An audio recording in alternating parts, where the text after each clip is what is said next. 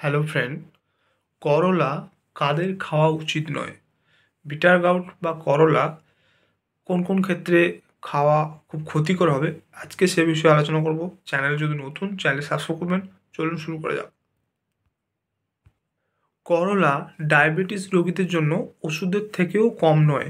এটি ইনসুলিনের মাত্রা নিয়ন্ত্রণ করে।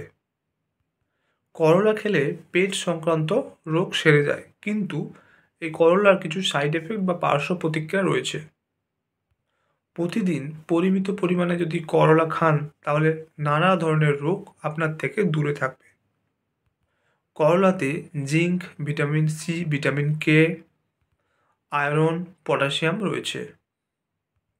কোন কোন ক্ষেত্রে করলা খাওয়া উচিত নয় বা খেলে ক্ষতি হবে?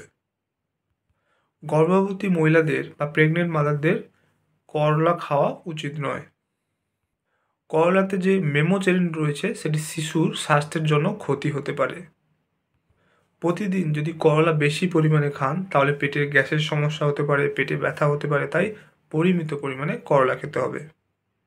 এছাড়াও এটি লিভারের জন্য ক্ষতি হতে পারে। এর মধ্যে ল্যাকটিন উপাদান রয়েছে, তাই লিভারের সমস্যা থাকলে এটিকে কম খাবেন বা এড়িয়ে যাওয়া উচিত। এছাড়াও বেশি পরিমাণে যদি করলা খান, তাহলে ডায়রিয়ার মতো সমস্যা হতে পারে। এছাড়াও রক্তে যদি শর্করার সমস্যা রয়েছে, তাহলে করলা খাওয়া এখন বন্ধ করতে হবে, কারণ এটি রক্তে শর্করার মাত্রা কমিয়ে দেয়। তো আজকে জানলেন যে করলার মধ্যে কী কী উপকারিতা রয়েছে, কী কী ভিটামিন রয়েছে, এছাড়াও কোন কোন ক্ষেত্রে করলাকে অ্যাভয়েড করতে হবে বা কম খেতে হবে, সেটা জানলেন। আপনারাও এই নিয়মটি ফলো করুন, অবশ্যই ভালো ফল পাবেন। তো আজকের ভিডিও এই পর্যন্ত। চ্যানেল যদি নতুন, চ্যানেল সাবস্ক্রাইব করবেন, ভিডিও ভালো থাকলে লাইক করবেন। Thank you for watching.